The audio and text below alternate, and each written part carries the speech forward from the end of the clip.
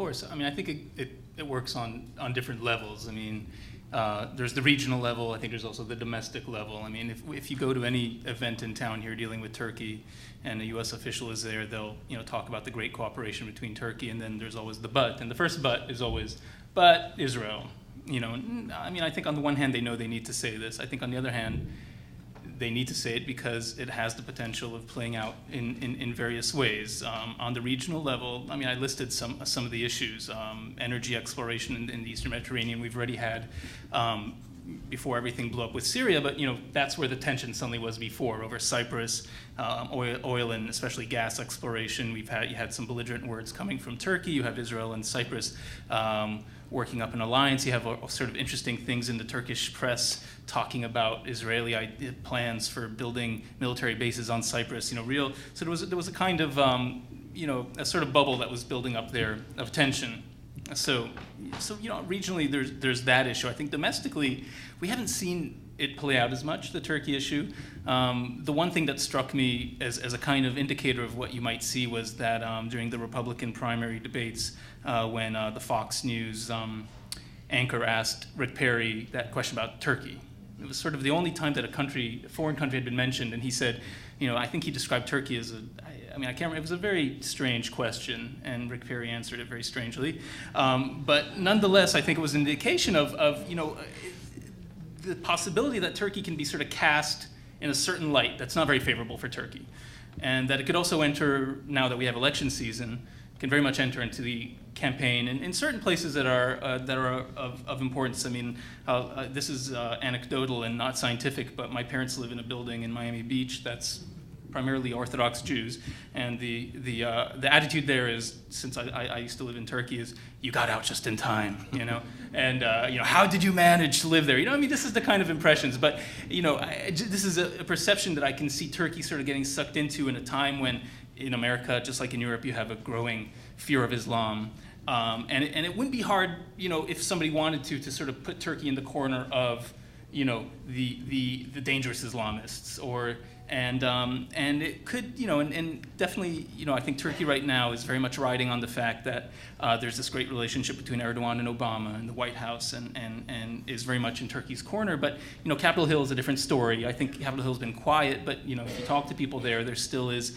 this sense of perhaps a mistrust of Turkey. There's a lot of strong, pro-Israel sentiment, obviously, on the Hill that could very much, play out against Turkey. There's this issue of will Turkey get drones sold to them, and obviously the question of Israel plays into that.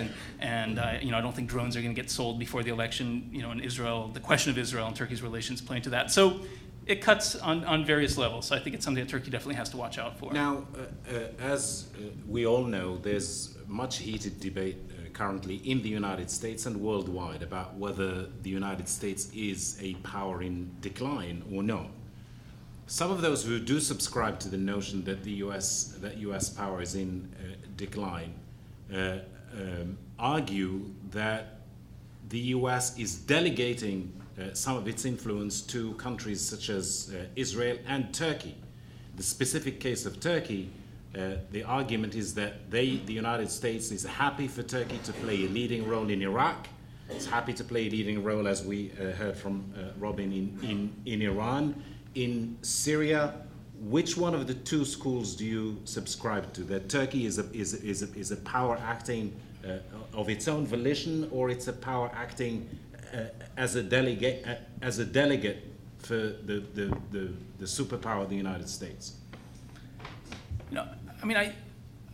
I think the last year has seen things move, perhaps not in the way that Turkey had imagined. I think if you look back to 2003 and a decade later, 2003 was the year that the Turkish parliament decided not to give the United States permission to invade Iraq through its territory, and it was a real declaration of independence, a declaration of autonomy. It was saying the Cold War is over. And we're now not going to do what you tell us to do. The motion actually did pass in Parliament, but not with enough votes to make it effective. Cut to a decade later, Turkey is sort of looking to the U.S. for military backing or for backing to perhaps pursue military options against its neighbor Syria. it's looking to NATO to support it in that. So I think, the last year, I perhaps would have answered the question differently a year ago, but I think the last year has really brought back a certain kind of Cold War mentality or reality to the region, the way Russia's falling on one side, the way the Iranians are falling on and Turkey has very much gone back to the warm embrace of the Western alliance. So, is it acting as a proxy? That's not the word that you used, but obviously they have their own interests and are a much more mature country than they were 10 years ago and much more self-confident. On the other hand, I think they're still looking for a safe harbor, and right now that safe harbor is the Western alliance, NATO, and especially a relationship with the United States that it's clear the Turks see is incredibly important right now and are very much working on cultivating, as are the Americans. Robin, back to you. As you pointed out, there's a proliferation in the Middle East region of parties that either carry the same name as the AK or that carry names that echo, such as in the case of Egypt, that echo that name. Does that mean that the competition between the Turkish system and, let's say, the Iranian system post-Arab Spring is a done deal in favor of Turkey, or we don't know that for sure yet?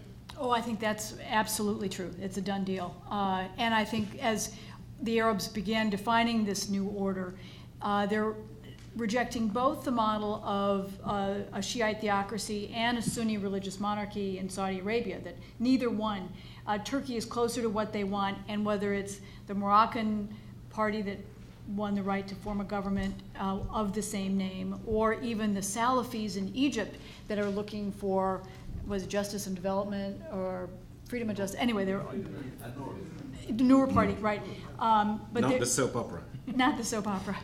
And that they're all looking for that kind of model, and they're all talking quite realistically, like the Turks, in whether it's about honoring Camp David or international treaties, about dealing with the West, inviting tourists to return. That you find the prime minister in Tunisia who got up in front of a group of tourist agents and said, "Bring the tourists back," and there was quite notably a bar behind him. They're trying to divert attention from the booze and bikini argument and to talk about real issues. And I think that Turkey, which matured faster than any place else in terms of the debate about Islam and democracy, showed how they were interdependent rather than in conflict, has been an incredible lesson that history will look back and say, even if they didn't adopt it the exact ways or a constitution or whatever, and in dealing with the military too. This is what Egypt faces today, and Turkey's the one country that, unlike Pakistan, has dealt with it. So, I don't want to inflate Turkey's influence, but there's no country that's come close. Just let me come back to you. Obviously, deal with crises as the International Crisis Group. We just talked about a crisis, a potential crisis, and that is between the Muslim Brotherhood in Egypt and the SCAF, the ruling military council. Is there anything in Turkey's political system or Turkey's political history that could help you analyze the potential for that being a real crisis down the road in Egypt, and to think of ways of dealing with it? Or do you think that although Turkey is an inspiration, these countries such as Egypt are going to have to develop their own wings? Well, that's easy. The answer is yes, the latter. Of course, you cannot compare the Arab countries with Turkey. Turkey can serve as a model only up to a point. You cannot apply the Turkish model to the Arab countries. They have their own histories, their own structures, and while there are some superficial similarities, Egypt is going to have to develop its own way. And I think that in terms of military-civil relations, Turkey has come much further than Egypt. And that if you were to do this in Egypt, you would have to look at Turkey the way it was 50, 60 years ago and not how it is today. Just on the other issue of the Salafis versus the Muslim Brotherhood, because Senator McCain this morning had a question of that sort and didn't understand it, I think, and certainly didn't answer it. Because I think there is something to be said about the emergence of the Muslim Brotherhood in the Arab world, and that this is something that is closer to the Turkish model. But there is also the competing element, which is the Salafis.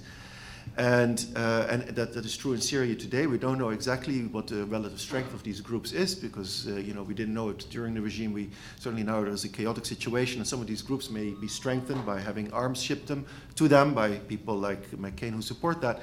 So we don't really know the outcome yet. But I think there is a potential struggle between two visions of Islamism in the Arab world, and one is possibly supported by Turkey, even though Turkey would certainly not say it is supporting Islamism in the Arab world, and the other one is the Gulfi version, and is closer to the Salafi trend, and then that struggle is very much undecided in a place like Egypt or Tunisia.